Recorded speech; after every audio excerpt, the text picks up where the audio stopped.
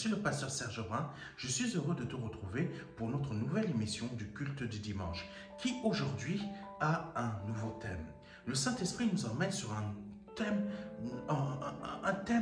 autre thème qui n'a rien à voir avec ce que nous avons vu les semaines dernières, les semaines précédentes. Aujourd'hui, nous allons voir un thème autre qui est ni un mot ni un signe. Ni un mot ni un signe. Beaucoup d'entre nous, toi par exemple, tu pries le Seigneur, mais tu n'as ni un mot ni un signe. Tu ne vois aucun résultat de ce que tu produis, de ce que tu fais, de ce que tu pries. Amen. En l'occurrence, de ce que tu pries, de ce que tu demandes. Tu n'as ni un mot, ni un signe. Mais aujourd'hui, nous allons voir pourquoi. Et le Saint-Esprit va t'expliquer pourquoi. Tu n'as ni un mot, ni un signe. Parce que dans la parole de Dieu, le Seigneur, Jésus-Christ disait la chose suivante. Je crois que c'est dans Matthieu, si je me souviens bien. C'est, vous ne recevez pas parce que vous demandez mal. Amen. C'est surprenant. Vous ne recevez pas parce que vous demandez mal. Et aujourd'hui, le Saint-Esprit, pour ce thème, nous emmène dans un chapitre bien précis. 1 Roi, chapitre 18, versets 26 à 29. Aujourd'hui, on va beaucoup passer de temps avec le prophète Élie. Donc, 1 Roi, chapitre 18, versets 26 à 29, dit ceci. Ils prirent le taureau qu'on leur présenta. Ils préparèrent le sacrifice. Puis, ils supplièrent Baal depuis le matin jusqu'à midi. Depuis le matin jusqu'à midi. Alléluia. Jusqu'à quelle heure tu supplies Dieu? Jusqu'à quelle heure tu supplies Dieu? Mais Baal n'a rien à voir avec le Dieu vivant et vrai. Mais tu vas comprendre. Mais jusqu'à quelle heure tu supplies Dieu? Et depuis combien de jours tu supplies Dieu et tu n'as toujours aucune réponse? Continuons. Baal, réponds-nous. Baal, réponds-nous, disait-il. Ils dansaient en sautillant autour de l'autel qu'ils avaient construit. Ça me rappelle quelque chose. Beaucoup de gens, tu peux être là en train de sautiller comme ça, sautiller. Tu dis, Seigneur, oh, tu sautilles. Continuons. Tu vas voir la tranquillité d'Élie après. Tu vas voir la tranquillité d'Élie. Mais continuons. Baal, réponds-nous, disait-il. Et ils dansaient sautillant autour de l'autel qu'ils avaient construit. Mais ils ne reçurent pas un mot de réponse. Ils ne reçurent aucun mot de réponse. Vers midi, Élie se mit à se moquer d'eux en disant, criez plus fort, criez plus fort.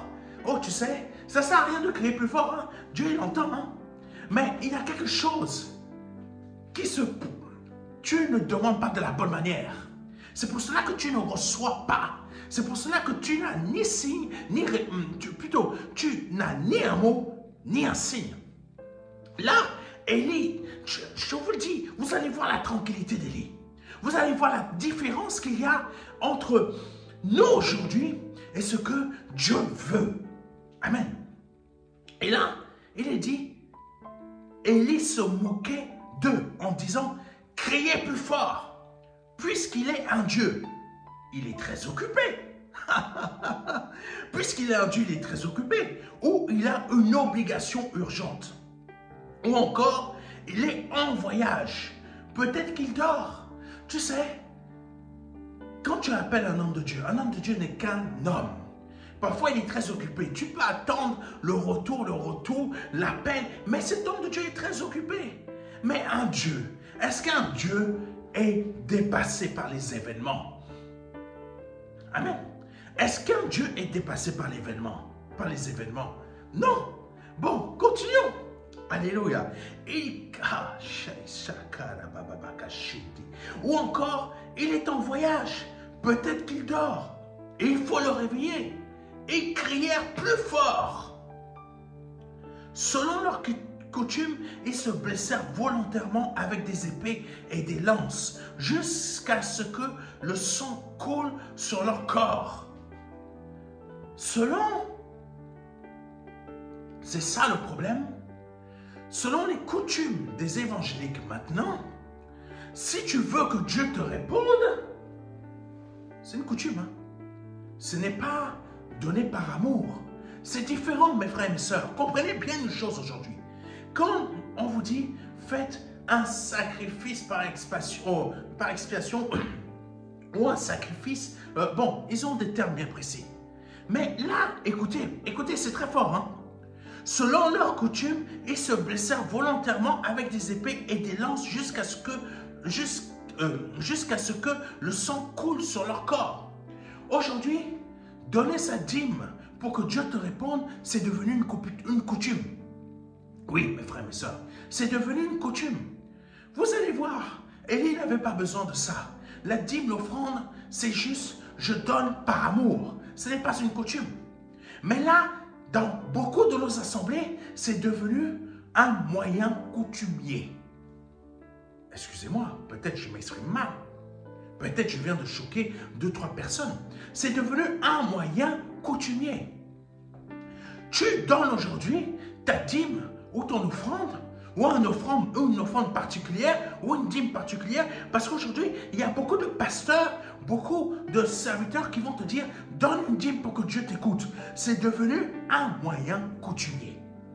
Et là, nous lisons et nous comprenons que, selon leur coutume, ils se blessèrent volontairement avec des épées et des lances, jusqu'à ce que le sang coule sur leur corps. Dieu n'est pas un moyen coutumier. Est-ce que quelqu'un m'entend? Est-ce que tu m'écoutes? Est-ce que tu me comprends? Dieu n'est pas un moyen coutumier. Continuons. Quand midi fut passé, ils appelèrent Baal avec encore plus d'excitation jusqu'à l'heure où l'on offre le sacrifice de l'après-midi. Combien de sacrifices ils ont offert? Continuons. Mais ils ne reçurent, écoute bien, mais ils ne reçurent aucune réponse. Mais ils ne reçurent aucune réponse. Ni un mot, ni un signe. Mais ils ne reçurent aucune réponse. Ni un mot, ni un signe. Sacrifice coutumier. Jusqu'à combien de fois par mois tu peux donner un sacrifice coutumier? Jusqu'à combien par mois, entre guillemets, à ton pasteur, tu donnes un sacrifice coutumier? Qu'est-ce que j'entends par sacrifice coutumier? Jusqu'à combien de fois par mois tu vas donner ta dîme? Jusqu'à combien de fois par mois tu vas donner ton offrande et tu n'as toujours aucune réponse? Je veux réveiller votre esprit. Je veux réveiller votre conscience. Ce n'est pas pour que tu ne donnes plus d'offrande ou quoi que ce soit. C'est parce que tout simplement, tu agis comme ces personnes-là qui, devant Baal, étaient en train de donner tout un tas de sacrifices coutumiers. Amen. Tu étais en train de donner tout un tas de sacrifices coutumiers. Tu as donné tes offrandes à ton pasteur. Ça fait combien d'années que tu donnes ton offrande, que tu donnes tes dîmes et tu n'as toujours rien vu. Tu n'as toujours aucun mot, aucune réponse. Là, les prophètes de Baal, je te fais la petite histoire. Les prophètes de Baal, c'était des personnes que la femme de Akab, si je ne me trompe pas, a installé dans le royaume d'Israël. Je t'explique quelque chose afin que tu comprennes. Je t'ai déjà dit il y a déjà quelque temps que ce monde physique, ce monde matière, c'est ça qu'il faut que vous n'arrivez pas à comprendre les évangéliques ici en France. Vous avez peur de comprendre. J'avais suivi une petite émission de Henri Rosenbach. Vous vous souvenez, c'était le monsieur qui avait présenté un moment le JT de TF1. Mais ici en France, il y a eu tellement de personnes qui se sont levées contre lui parce que pourquoi? Il n'avait pas la bonne couleur de peau, il était noir. Mais il avait du charisme. Amen. Je vais t'expliquer une chose. Quand ici en France, tu as du charisme, on te déteste. Pourquoi tu as du charisme? Parce que le charisme, tu as du charisme pour faire du mal, mais tu as du charisme pour dire aussi la vérité. Mais quand tu as du charisme pour dire la vérité, on te déteste. On ne t'aime pas. Même les évangéliques sont les premiers à ne pas vouloir t'écouter parce que tu dis la vérité qu'ils n'ont pas envie d'entendre. Et là, Baal, et là, je veux que tu comprennes quelque chose. Israël était complètement dominé, pas dominé dans le sens où c'est la seule religion. Non, il y avait beaucoup de religions là-bas, à ce temps-là. Mais Israël aimait entendre. Vous allez voir comment le peuple d'Israël a fonctionné. Et c'est la même chose dans notre territoire ici en France et dans les territoires à l'étranger. Amen. Et c'est la même chose que toi, peut-être quand tu m'écoutes, c'est le même fonctionnement que tu as dans ton esprit. Et c'est le même fonctionnement qu'ont les Français, ici en France, avec leurs hommes politiques, avec leur gouvernement. Ils savent que leur gouvernement, ça ne marche pas, ni un mot, ni un signe. Tu sais, toi aussi, que ce que tu fais jusqu'à aujourd'hui, tu t'es déjà posé des questions. Tu t'es demandé, mais comment ça se fait que je n'ai toujours ni un mot, ni un signe? Mais tu continues quand même à persévérer. Et là, Israël était en train de suivre bêtement Jézabel. Amen. Bêtement les prophètes de Jézabel. Oh, qu'est-ce que c'était bon. Cette petite image, hein. Oh, qu'est-ce que c'était bon d'aller dans un des temples des faux dieux que Jézabel a apporté ici en Israël. Parce qu'il y a la déesse Asheba. La déesse Asheba, je veux de la prospérité, je veux de la multiplication, je vais aller voir une de ces prostituées saintes. Une de ces prostituées saintes. Ah, Dieu en a parlé de ces prostituées saintes. Hein. C'est simplement que tu n'as pas fait attention. Toutes les versions ne s'expriment pas de la même manière, toutes les versions de la Bible, mais il y avait des prostituées saintes. Ces prostituées saintes, c'était quoi? C'était que les hommes d'Israël voulaient de la prospérité, voulaient que leur terre produise beaucoup de blé ou de ce genre de choses. Donc, qu'est-ce qu'ils allaient faire? Ils allaient faire un sacrifice et ils allaient dans le temple de cette Asheba ou je ne sais plus quoi et ils allaient coucher avec une prostituée dans ce temple. Oh, qu'est-ce que c'était bon! Hein? Qu'est-ce que c'est bon d'adorer des faux dieux en croyant que c'est Dieu?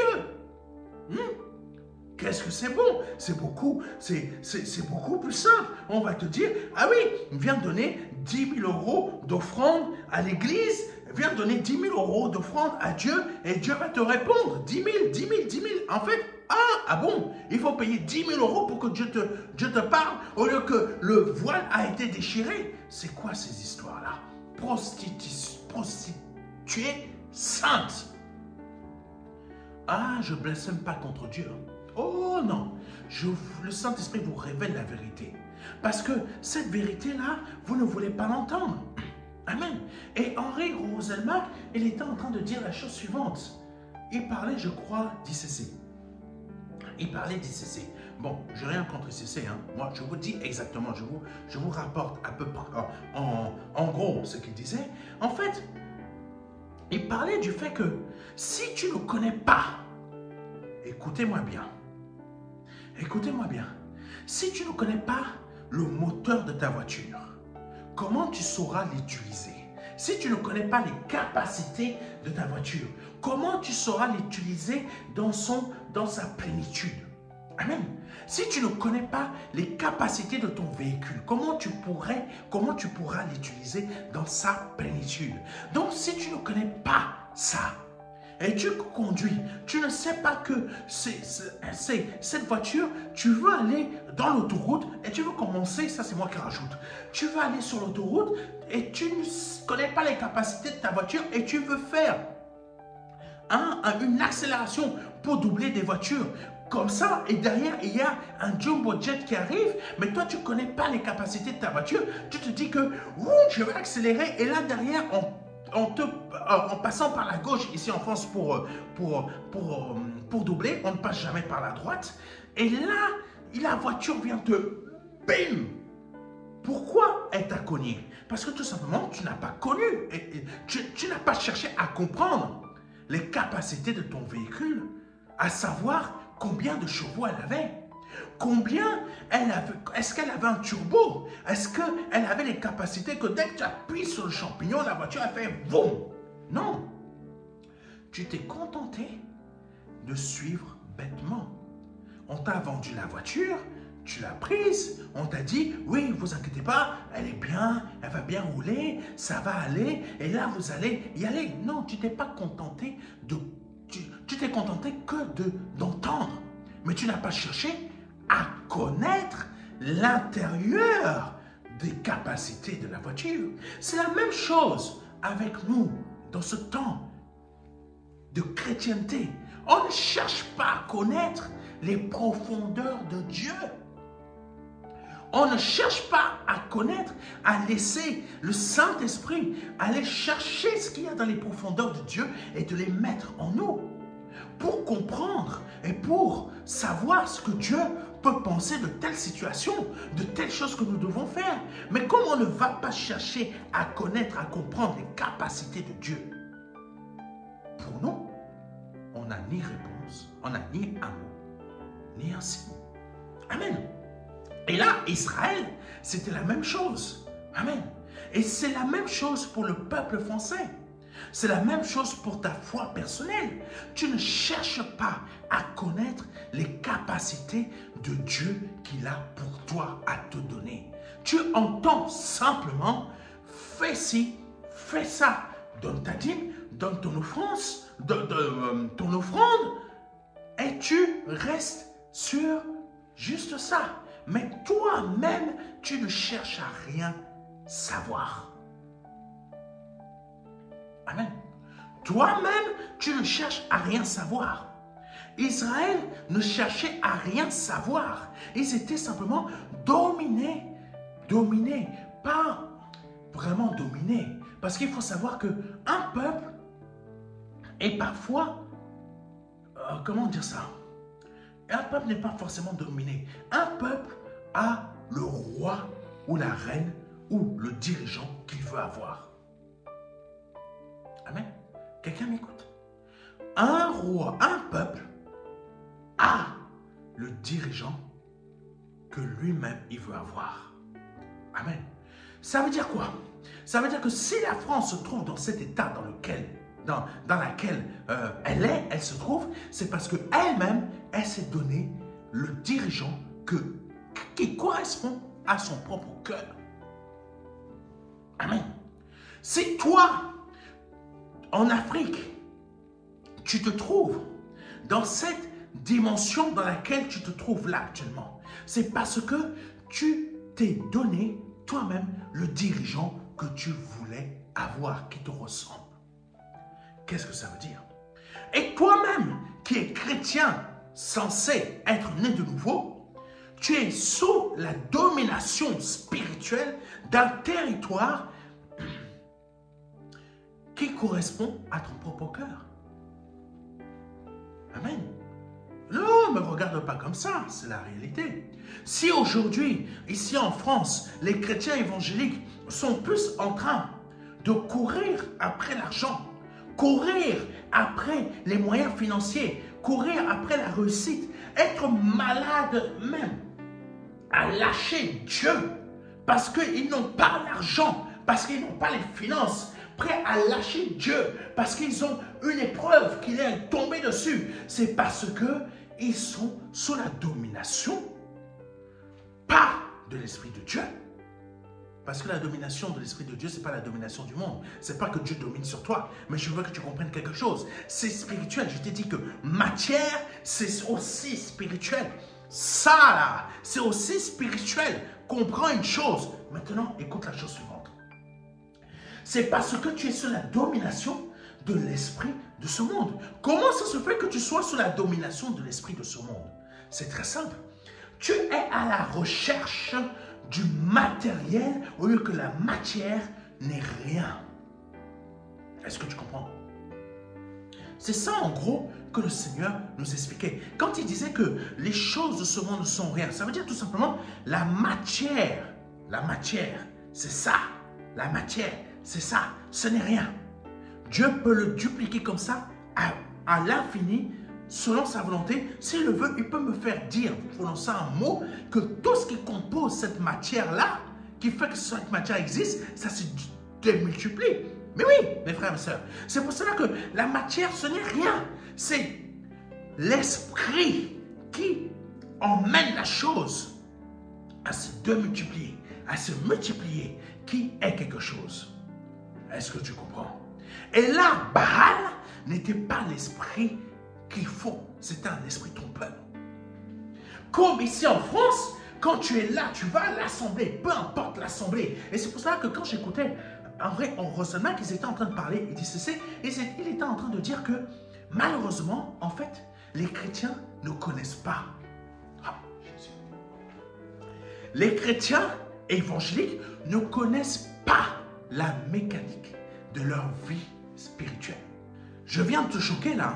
Tu ne connais pas la mécanique de ta propre vie spirituelle. Waouh! C'est pour cela que tu n'as ni un mot, ni un signe. Parce que tu ne connais pas la mécanique de ta propre vie spirituelle. Tu ne connais pas comment les caractéristiques, tu ne connais pas comment ça fonctionne. Donc, qu'est-ce que tu fais? Tu donnes la dîme. Eh, mon frère, mes frères, mes soeurs, c'est pas juste en donnant la dîme que tu vas avoir une réponse. Hein? Oh, parce que le pasteur là, il est très connu. Ah, c'est le pasteur tel, c'est le pasteur tel. Ah, c'est le pasteur tel là qui va régler ta vie. Hein? Quand tu as le problème là, bizarrement, quand tu donnes des offrandes, tu appelles le pasteur, tu lui dis, pasteur, j'ai besoin d'un peu d'argent pour ouvrir mon salon. Bizarrement là, oh, personne ne te répond, ou il va te dire, non, l'église ne va pas financer ton salon de coiffure. C'est bizarre que le pasteur va te dire ça. Ah, mais écoutez-moi mes frères et mes sœurs, j'entends des choses. Hein. Il y a des choses qui se passent ici en France, c'est terrible. Hein. Mais par contre, toi, tu donnes ton offrande, tu donnes ta dîme, tu donnes ci, tu donnes comme ça, et on va te dire, c'est pour que Dieu entende tes prières. Ah! Dieu a besoin de ta dîme et ton offrande pour entendre ta prière. Et quand toi, bêtement, c'est pour cela que je suis en train de te dire, quand toi, bêtement, tu agis comme ça, parce que toi-même, tu t'es donné ce pasteur à cause de ton fond, de ton cœur. Ton cœur est... Ah, si tu as ce pasteur-là, c'est parce que c'est ton cœur. Il correspond à ton cœur. Lui, il correspond à ton cœur. Mais Dieu ne correspond pas à ton cœur. Ah, oui, mes frères, mes sœurs, je viens de choquer beaucoup de gens. Ce pasteur correspond à ton cœur, mais Dieu ne correspond pas à ton cœur. Ce pasteur correspond à ton cœur parce que tout simplement, toi, ton cœur, c'est je veux que ma voiture puisse doubler les voitures qui sont devant moi. Mais le problème, c'est que tu ne connais pas les caractéristiques de ta propre vie spirituelle. Et c'est pour cela que tu n'as ni un mot, ni un signe. Ni un mot, ni un signe. Amen. Est-ce que tu me comprends? Est-ce que tu me comprends véritablement? Ah, je ne sais pas. Parce que beaucoup ici en France, dès que tu commences... Dès que le Saint-Esprit t'emmène sur des messages qui vont commencer à choquer les gens, là, tu dis, ah non, j'aime pas ce pasteur. Tu sais, c'est exactement ce que le Seigneur disait au peuple d'Israël. Vous ne connaissez pas. Vous êtes censés comprendre les lois de Moïse, mais vous ne comprenez pas et vous égarez le peuple. Et comme vous-même, vous ne comprenez pas, vous ne voulez pas que les autres entrent dans le ciel. Ça veut dire quoi? Le Seigneur était tout simplement en train de dire au peuple d'Israël, vous ne connaissez pas la mécanique de votre foi. Vous ne connaissez pas la mécanique de votre vie spirituelle avec Dieu. Vous ne connaissez pas. Donc aujourd'hui, quand Israël, pardonne-moi, quand le Seigneur Jésus-Christ est venu à parler à ces pharisiens, il leur expliquait que vous ne connaissez pas, vous ne comprenez pas. Et c'est la même chose avec toi. Tu ne connais pas la mécanique de ta propre vie spirituelle. Donc quand Henri Rosenmack a dit ça, je me suis dit, waouh, cet homme n'est pas évangélique, mais il a compris. Oui, mes frères et sœurs. Cet homme n'est pas évangélique, mais il a compris. Et là, il était en train d'expliquer, il disait, peu importe que ce soit la religion vaudou, que ce soit le catholicisme, pour que ce soit les évangéliques, que ce soit si vous ne comprenez pas la mécanique de votre propre métaphysique, oui, métaphysique, vous savez ce que c'est, tout est toujours métaphysique. Oui, mes frères et mes sœurs, le Seigneur Jésus-Christ, quand il était en train de parler au peuple d'Israël, on l'a accusé de beaucoup de choses. On l'a accusé d'être un démon. Mais tout ce qu'il expliquait, le peuple d'Israël l'a accusé de pratiquer la Kabbale. Mais il ne pratiquait pas la Kabbale. Aujourd'hui, on va m'accuser, moi, de pratiquer du métaphysique. Mais la réalité, c'est que tout est métaphysique. Tout est métaphysique. C'est simplement que tu ne comprends pas comment Dieu fonctionne. Tu ne comprends pas le système du fonctionnement de Dieu. Tu ne comprends pas parce que tout simplement, tu es dans le système de Baal. Qu'est-ce que je veux dire que tu es dans le système de Baal? Tu es dans un système coutumier. Si tu veux que Dieu te parle, tu vas apporter la dîme. Si tu veux que Dieu t'entende, tu vas apporter ta dîme. Si tu veux que Dieu puisse réaliser telle chose dans ta vie, tu vas apporter ta dîme. Ouh! Oh! Mais toi, tu ne marches pas comme Dieu voudrait que tu marches. Maintenant, allons un peu plus loin. Parce que c'est très important. C'est très important. Parce qu'il y a une chose que les chrétiens évangéliques n'arrivent pas à comprendre aujourd'hui.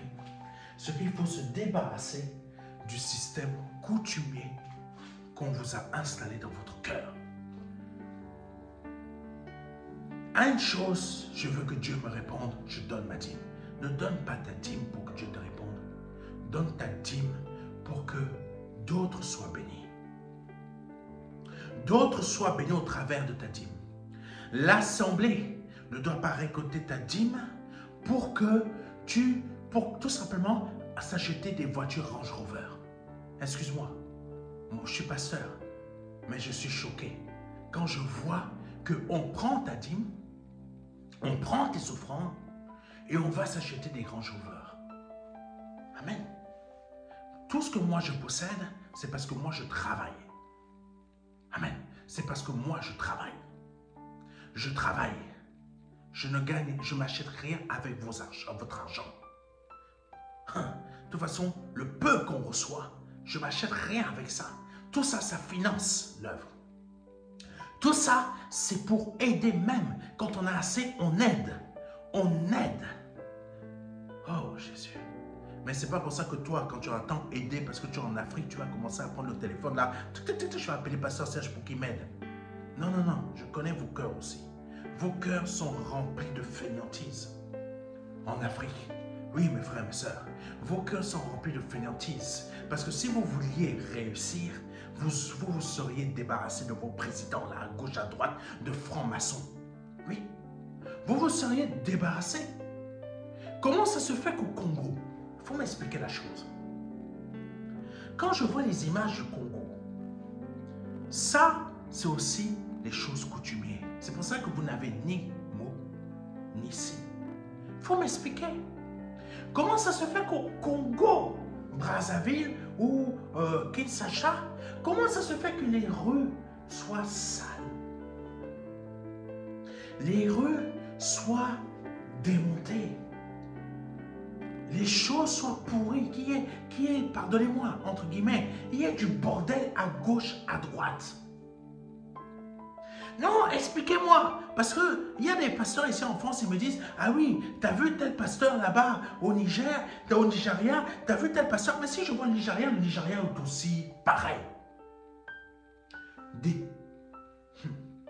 Des taudis à gauche, à droite. Non, non, non, non. Moi, je ne peux pas travailler avec des pasteurs comme ça qui prennent des exemples des pasteurs qui ont très réussi. Mais quand je vois le pays est à zéro. Le pays est à zéro. C'est le même principe que au temps de Jézabel, quand le peuple d'Israël s'était donné, avait des prophètes, ces prophètes de Baal, ces prophètes d'Asheba ou je ne sais pas quoi. C'est le même principe. Comment les routes peuvent être sales? C'est jonché de saleté, c'est jonché de beaucoup de choses. Même vous-même, vous connaissez. Il n'y a même pas de courant chez toi. Tu n'as même pas d'eau potable. C'est l'eau sale. Tu laves. Tu n'as même pas de viande. Tu n'as même pas de ci. Tu n'as même pas de ça. Mais bizarrement, à l'église, tu entends, apporte ton offrande, apporte ta dîme, apporte, j'ai besoin de 10 000 $, j'ai besoin de 15 000 $, j'ai besoin de ci. Et toi, bêtement, pardonne-moi de te le dire, bêtement, tu peux être chrétien né nouveau, mais je te dis, tu agis bêtement, comme Israël, avec autant des prophètes de Baal, tu agis bêtement. Et là, tu vas prendre, tu vas t'endetter de 10 000 ou de 15 000 $. Et si en France, on vient me dire, ah oui, tu as vu les églises là-bas au Congo, Kinshasa, comment elles prospèrent, comment elles multiplient? Moi, je ne regarde pas comment les églises à Kinshasa ou au Congo en général, comment elles prospèrent. Je regarde comment le peuple meurt. Amen. Personne ne veut vous le dire. Ni un mot, ni un signe. Pourquoi mon peuple meurt? Manque de connaissances. Je ne regarde pas comment le pasteur au Nigeria, comment il peut avoir une grande église. On peut me sortir, ils font des belles images à gauche, à droite. Moi, je ne regarde pas ça. Je regarde ça, c'est la bêtise française. C'est la bêtise, ignorance, aveuglement, tout ce genre de choses. Je m'en fous. Comment le pasteur au Nigeria peut avoir une grande église, produire des belles images, etc. Je m'en fous de comment le Congo, les assemblées au Congo peuvent prospérer, peuvent multiplier. Je m'en fous comment les assemblées au Cameroun, comment elles peuvent faire des belles images, comment elles peuvent être grandes, comment le pasteur peut rouler en Range Rover. Je m'en fous, je m'en fous, je m'en fous de tout ça. Parce que je vois comment le peuple, il meurt. Comment le peuple, il meurt. Comment les enfants et comment les femmes. Oui, pareil, en Côte d'Ivoire.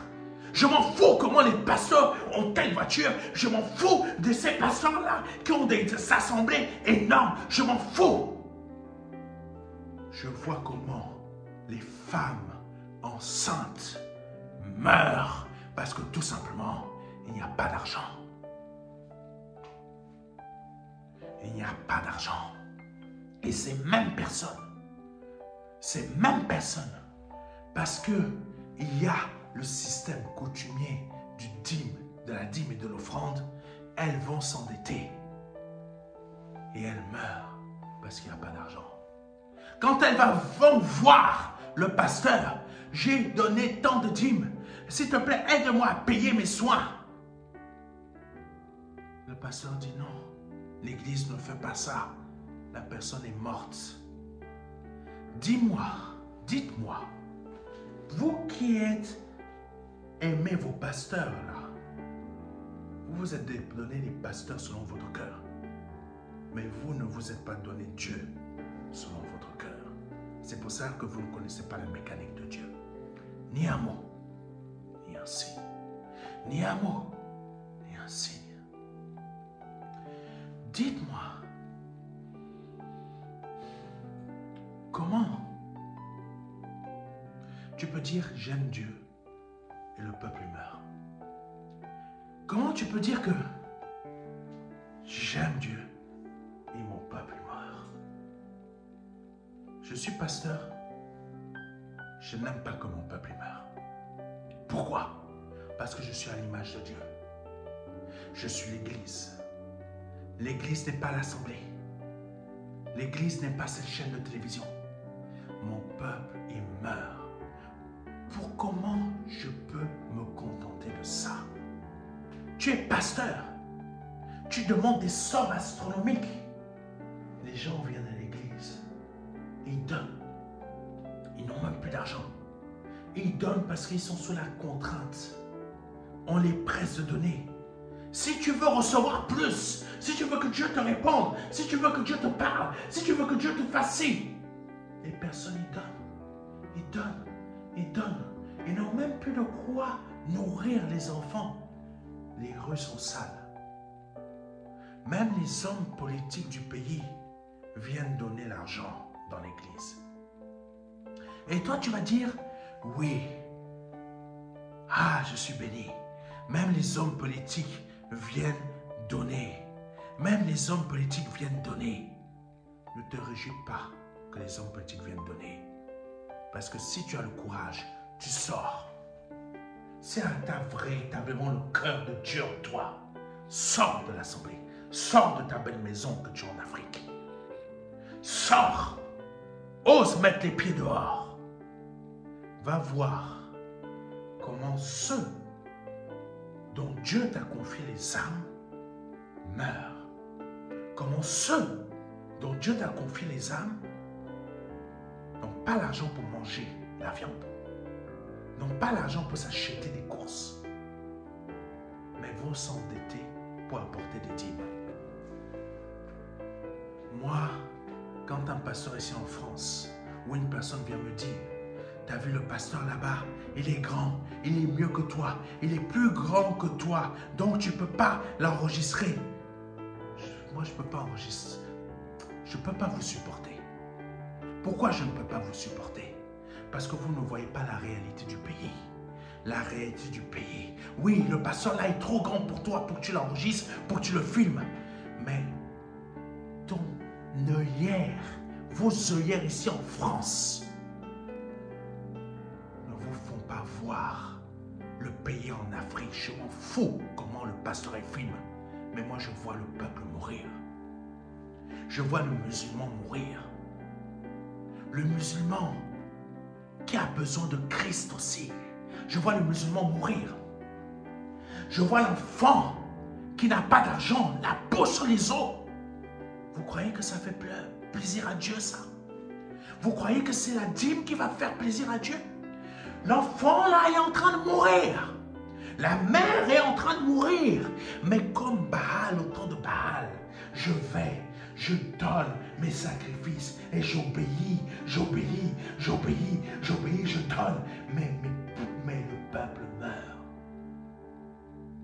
Vous croyez que cette phrase, elle est dans l'église, elle est dans la Bible pour rien? Non, mon peuple meurt. Pourquoi? Meurt de faim. Meurt parce qu'il n'a pas d'eau potable. Meurt parce qu'il n'a pas d'électricité. Meurt parce qu'il n'a pas de quoi se soigner. Oui, Congo, grandes assemblées. Amen.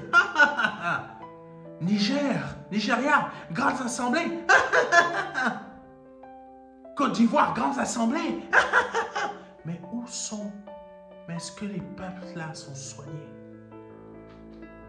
Est-ce que les femmes en Côte d'Ivoire peuvent toutes accoucher sans craindre de mourir parce qu'elles n'ont pas 100 $ ou 2000 francs CFA?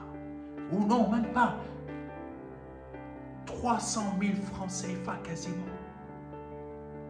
Et ces 300 000 francs CFA, c'est l'église qui les embauche, c'est l'assemblée qui les embauche. Mais la femme, elle va mourir à l'hôpital. C'est une histoire vraie qui nous est arrivée dernièrement. Vous croyez que Dieu se plaît à ça? Pourquoi Dieu a dit que mon peuple meurt? Parce qu'il n'a ni mangé, ni boire, ni vêtements, ni soins, ni eau potable, ni électricité. Pourquoi? Parce que le temple s'engraisse. Parce que les assemblées, que ce soit en Afrique ou ici en France, s'engraissent. Et ces assemblées ne font pas le travail que l'Église devrait faire. C'est quoi? Restaurer à la fois spirituellement le peuple, pour que le peuple ait le réveil de l'esprit, que le peuple utilise son argent, c'est vrai, pour bénir l'assemblée pour qu'elle avance, mais pas donner, s'endetter, ces conneries-là. Mais utilise son argent pour développer le pays, faire grandir le pays, chasser ces présidents francs-maçons que la France place avec d'autres pays européens. Chasser ces hommes du pouvoir-là qui ne font que s'engraisser eux-mêmes comme leurs propres assemblées qui financent au Congo, qui financent en Côte d'Ivoire, qui financent au Nigeria. Le diable sait bénir aussi. Continuons, parce que le temps passe. 1 Roi chapitre 18, versets 7 à 12 qui dit ceci. Je vous le lis vite, on va voir. Alléluia, on va voir le verset qui nous intéresse. Tandis qu'Obadja était en route. Obadja était un homme qui aimait l'Éternel et qui a caché beaucoup de prophètes. Autant d'Akab et de Jézabel, seul Obadja est resté fidèle à Dieu. Mais parfois, Dieu peut nous demander des choses que ça peut nous sembler que Dieu veut nous détruire. Mais Dieu ne veut pas nous détruire. Parce que là, on va voir que Obadja, il est fidèle à Dieu, mais quand Élie lui a demandé un truc, il s'est dit, mais c'est pas possible. Dieu veut me détruire. Moi qui ai fait tant de choses pour Dieu, mais Dieu veut me détruire. Non, continuons. Donc, 1 Roi chapitre 18, versets 7 à 12. Je vais aller assez vite. Parce que ça m'a pris un peu de temps là. Je me suis laissé conduire par le Saint-Esprit. Ce que je vous ai dit là, il y a quelques minutes là, c'est je me suis laissé conduire par le Saint-Esprit. Comme je le fais tout le temps. Mais là, c'était particulier. Tandis qu'Obadja était en route, il rencontra soudain Élie. Il le reconnut, s'inclina profondément devant lui et dit, « Est-ce bien toi, mon Seigneur Élie ?» Mon Seigneur veut dire maître. « C'est bien moi, répondit Élie. Va dire à ton maître Akab, Élie arrive. » Et là, tu vois Obadja. Là, Obadja, il commence à flipper grave. Et là, quand Élie lui a dit ça, il a dit, va dire à ton maître Akab, Élie arrive. Et là, Obadja, amen, Obadja, il n'a rien compris. Il a dit, non, tu vas comprendre. Voici ce qu'Obadja a dit. Qu'ai-je fait de mal, demanda Obadja, pour que tu me livres au pouvoir d'Akab? Tu m'envoies à la mort, parce que Obadja travaillait pour Akab. Et Obadja savait que Akab a fait tuer tous les prophètes et que si tu viens nommer le nom de l'Éternel, t'es fichu. Donc là, c'est pour cela qu'il répond comme ça à Élie. Pour que tu me livres au pouvoir d'Akab, tu m'envoies à la mort par ton Dieu, par ton Dieu, le Seigneur vivant. Je t'assure que mon maître a envoyé des gens dans toutes les nations, dans tous les royaumes pour te rechercher. Car les représentants d'un de ces pays disaient, il n'est pas chez nous, il devait encore jurer qu'on ne t'avait pas trouvé. Pourquoi Akab cherchait autant Élie? Parce que Élie était juste. Quand tu es juste, tu ne peux faire qu'une seule chose.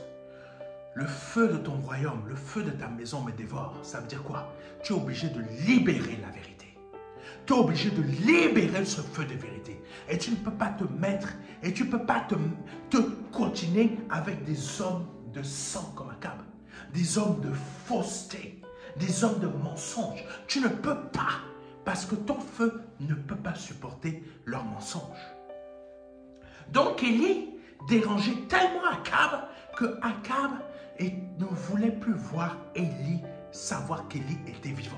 Donc il voulait détruire. Donc Akab voulait faire tuer Élie. Donc Akab faisait faire le tour de tous les royaumes, toutes les nations en Israël pour savoir où se trouve Élie. Parce que cet homme-là me dérange. Et pourquoi il dérangeait Akab? Parce que Jézabel était dérangée. Et Jézabel ne voulait pas que le peuple d'Israël soit réveillé. Allons rapidement parce que le temps avance. C'est pour ça que Dieu veut te réveiller ton esprit au travers de toutes ces émissions que le Seigneur nous fait enregistrer. Allons-y. Il devait encore jurer qu'on ne t'avait pas trouvé. Et maintenant, tu m'ordonnes d'aller annoncer à mon maître. Élie arrive. Mais dès que je me serai éloigné de toi, l'Esprit du Seigneur t'emportera où je ne sais où. Ça, c'est une chose qu'il faut que tu comprennes encore. Élie avait une telle justice en lui. C'est pas que Élie cherchait à avoir cette justice, c'est que Élie ne pouvait pas marcher par ses propres forces selon Dieu. C'est que Élie, quand un vrai prophète de l'époque, c'était l'Esprit de Dieu qui faisait marcher le prophète. Est-ce que tu me comprends? C'était l'Esprit de Dieu qui faisait marcher le prophète. Donc Élie ne faisait pas les choses juste comme Dieu le voulait qu'il le fasse par lui-même. C'était Dieu.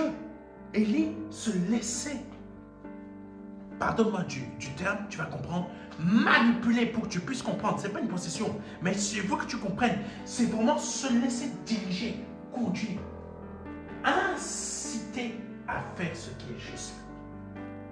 Donc il était tellement dans cette soumission à l'Esprit de Dieu que l'Esprit de Dieu pouvait même, tu vois Élie marcher comme ça, et d'un coup, Élie disparaît.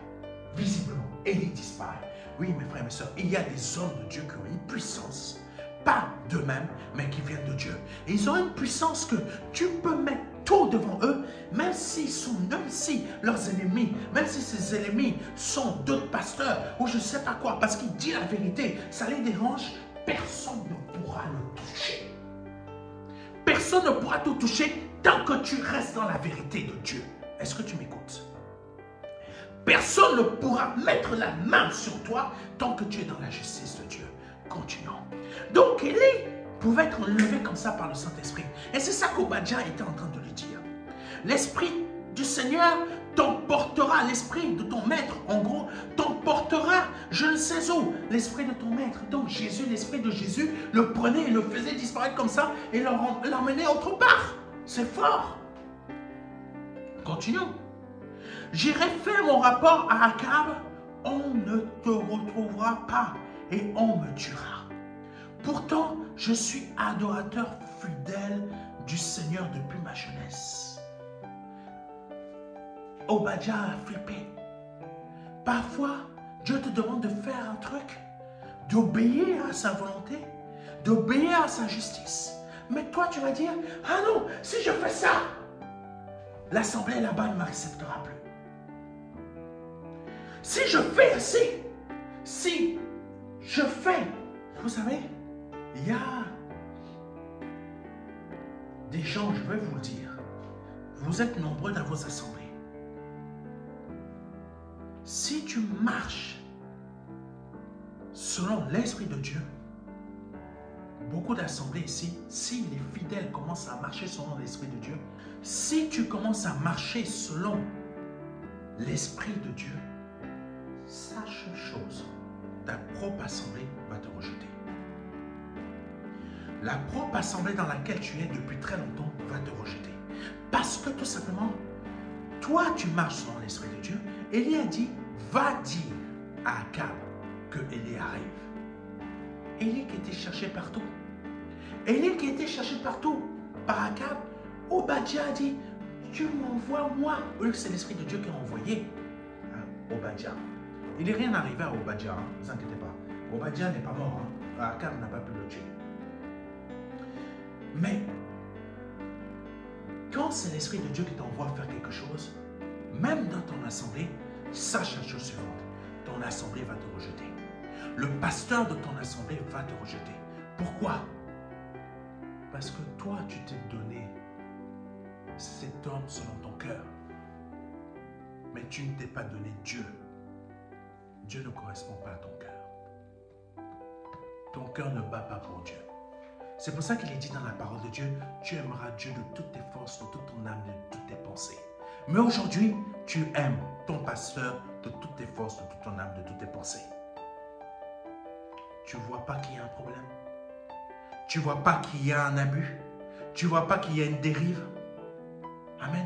Et le jour que le Saint-Esprit va te dire, fais ça en mon nom. Là, tu vas te dire, non, je ne peux pas faire ça. Si je fais ça, mon pasteur va me dire ça. Si je fais ça, mon pasteur va me rejeter. Si je fais ci, c'est pour ça que vous êtes nombreux à ne ni entendre un mot, ni entendre un son. Parce que vous n'obéissez pas à ce que le Saint-Esprit veut. Alléluia. Là, il y a une différence entre Élie et les faux prophètes. Amen. Là, il y a une différence entre les faux prophètes et Élie. Nous pouvons le lire dans 1 Roi chapitre 18, verset 30 à 39. Nous avons lu tout à l'heure dans 1 Roi chapitre 18, verset 26 à 29, que les faux prophètes étaient en train de prier à gauche, à droite. Ils étaient en train de sautiller, même se couper, se lacérer. Ils n'ont ni eu un signe, pardonnez-moi, ils n'ont reçu ni un mot, ni un signe. Et là, Élie, pardonnez-moi, sans faire tout ce que eux ils ont fait. Parce que Élie a simplement obéi à un ordre divin, obéi au Saint-Esprit. Il a simplement, pourquoi toute cette histoire s'est passée là avec les faux prophètes de Jézabel? Quand Élie il est venu voir Obadja. Il a dit, va voir Akab. Parce que tout simplement, je ne vous ai pas pris le verset du début. Parce que tout simplement, Élie a obéi à un ordre divin. Quand tu obéis au Saint-Esprit, le Saint-Esprit ne fait que prendre ce qui est à Christ et te le met en toi. Et tu obéis à ce que le Saint-Esprit met en toi de ce qu'il prend à Christ. Et là, qu'est-ce qui se produit? C'est là que Dieu t'écoute. C'est là que tu reçois un mot. C'est là que tu reçois des réponses, un signe. Lisons rapidement parce que le temps avance. 1 Roi chapitre 18, verset 30 à 39. Alors Élie invita, c'est ça le problème avec les peuples. Les peuples, ils ont vu que les faux prophètes là étaient en train de faire magie, lacération, etc. Ils ont vu que leur Dieu n'a pas répondu. Vous allez voir, un jour, dans ce pays, quand Dieu va ouvrir les yeux de cette nation, la France, ou peut-être de ton pays dans lequel tu es, le peuple n'écoutera plus les souverains. Les peuples n'écoutera plus les rois, les présidents. Ils vont écouter qui maintenant? Ils vont écouter Dieu. C'est la même chose qui va se produire ici en France. Mais aussi c'est la même chose qui va se produire dans les assemblées ici en France. Et là, les pasteurs vont commencer à vouloir prêcher Dieu dans la vérité. Mais il sera trop tard.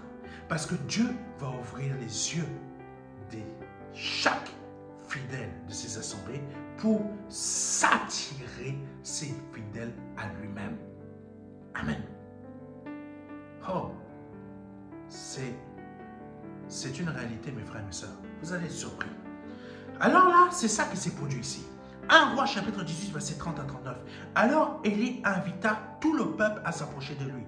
Quand ils se furent approchés, Élie se mit à réparer l'autel du Seigneur.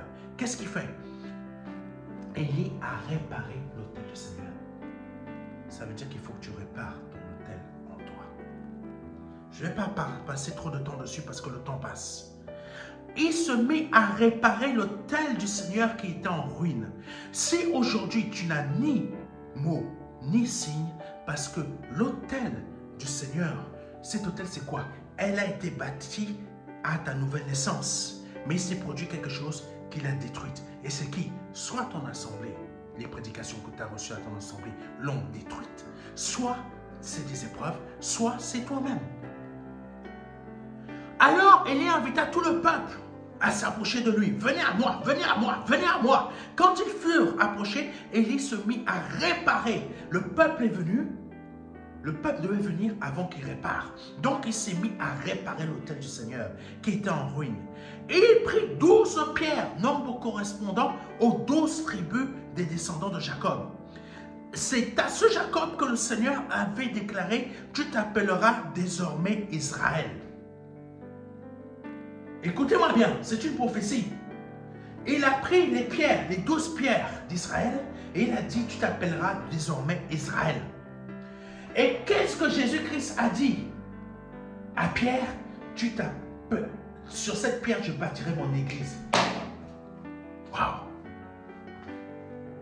Sur cette pierre que tu es, Christ bâtit son église. Ça veut dire que ce n'est pas ton assemblée, c'est toi. Dès le départ, Christ avait déjà prophétisé que Israël est l'image de l'Église. Et que nous sommes l'image de l'Église, mais l'image de la Jérusalem spirituelle, comme a dit l'apôtre Paul. Donc, tu as un pouvoir, je n'ai pas le temps de parler de tout ça aujourd'hui, mais tu as un pouvoir tel que tu parles à Dieu, Dieu t'écoute, Dieu te répond. Mais quand tu es en dehors de cette justice, tu ne reçois ni un mot, ni un signe. Continuons. Avec ces pierres, il reconstruisit donc l'autel consacré au Seigneur. Tu es un autel consacré. Retrouve ton origine. Retrouve ton premier amour. Il creusa tout autour de l'autel un fossé pouvant contenir une trentaine de litres d'eau, en fait. Il arrangea des bûches de bois sur l'autel, puis découpa le taureau et plaça les morceaux sur le bois. Il ordonna ensuite à ceux qui étaient là, remplissez 4 cruches d'eau et versez-les sur le sacrifice et sur le bois. Maintenant, il emmène le peuple à se repentir. Maintenant, c'est le peuple qui était en train de servir l'autel. Ce n'est pas Élie qui a servi l'autel, c'est le peuple. Les autres Baal, les faux prophètes, c'est eux qui servaient leurs faux prophètes et le peuple était là. Maintenant là, c'est le peuple qui travaille. Maintenant, ça veut dire quoi? C'est pas ton pasteur qui doit travailler à ta place, c'est toi qui dois travailler pour construire ton hôtel. Donc, arrête de donner tes 10 bêtement. Donne pour que l'œuvre avance. Je vais vite. Il ordonna ensuite à ceux qui étaient là, remplissez 4 cruches d'eau et versez-les sur le sacrifice et sur le bois. Ils le firent. Élie reprit, faites-le une deuxième fois. Ils le firent, faites-le une troisième fois. Ajouta-t-il 3 fois. Jésus est resté 3 fois sous terre et le 3e jour, il est sorti. Ajouta-t-il, et ils le firent. L'eau coula tout autour de l'autel. Ça veut dire l'eau. Ça a une puissance, c'est une image forte. On n'a pas le temps de voir tout ça. Ça déborde, c'est la vie, ça déborde. Coula tout autour de l'autel et remplit même le fossé. C'est en abondance. À l'heure où l'on présente à Dieu le sacrifice de l'après-midi, le prophète Élie s'approcha de l'autel et dit, parce qu'il a obéi à une parole, et là, il a reçu le mot et il a reçu le signe. Seigneur Dieu d'Abraham, d'Isaac et de Jacob, montre aujourd'hui que tu es le Dieu d'Israël, le Dieu de l'Église, que je suis ton serviteur et que c'est sur ton ordre, comme je l'ai dit tout à l'heure, que j'ai fait tout cela. Réponds-moi! Réponds-moi, Seigneur! Réponds-moi, afin que ces gens sachent que c'est toi, Seigneur, qui es le vrai Dieu. Que tu les ramèneras ainsi à leur fidélité d'autrefois. C'est pas pour rien que je t'ai dit tout ce que j'ai dit aujourd'hui. Fidélité d'autrefois. Alléluia. Oh Jésus, que tu les ramèneras ainsi à leur fidélité d'autrefois. Il faut que tu retrouves ta fidélité d'autrefois. Il ne faut pas que tu sois fidèle à l'Assemblée, mais que tu sois fidèle à Christ, que tu sois fidèle à Dieu. Retrouve ainsi leur fidélité d'autrefois. Le Seigneur fit alors le mot. Élie a reçu. Le signe, Élie a reçu. Ah Jésus, oh Jésus. Le Seigneur fit alors descendre du feu qui brûla le sacrifice, le bois, les pierres et la poussière, et qui fit évaporer l'eau du fossé. Lorsque les Israélites virent cela, ils s'inclinèrent tous jusqu'à terre, puis ils se mirent à crier, c'est le Seigneur qui est le vrai Dieu. C'est le Seigneur qui est le vrai Dieu. Par ce message, par cette émission, j'ai espoir que tu as compris ce que Dieu t'a demandé aujourd'hui. Mais je vais faire un court appel au salut. Si tu viens de donner ta vie au Seigneur Jésus-Christ aujourd'hui, si tu veux donner ta vie au Seigneur Jésus-Christ aujourd'hui, ou repartir à ta fidélité, revenir à ta fidélité d'autrefois, répète après moi. Seigneur, je te demande pardon Pardon parce que je me suis égaré. Pardon parce que j'ai cru que je te servais. Mais suite à cette émission, tu m'as enlevé mes œillères. Et je vois clair. Je te demande pardon pour mes péchés, pardon pour mes offenses, pardon pour ce que j'ai pu dire ou pu faire qui n'a pas été à ta gloire. Je m'en repens par le nom puissant de Jésus-Christ. Au nom de Jésus-Christ. Amen. Envoyez-nous rapidement un livret. Envoyez-nous, pardonnez-moi, rapidement un mail à contact@ministère-de-la-réconciliation.fr afin que nous puissions vous envoyer le livret Les 4 marches qui va vous aider dans votre conversion. Et peut-être vous qui êtes déjà converti à comprendre mieux les choses afin que vous ayez un mot, un signe. Que Dieu vous bénisse. C'était le pasteur Serge Brun.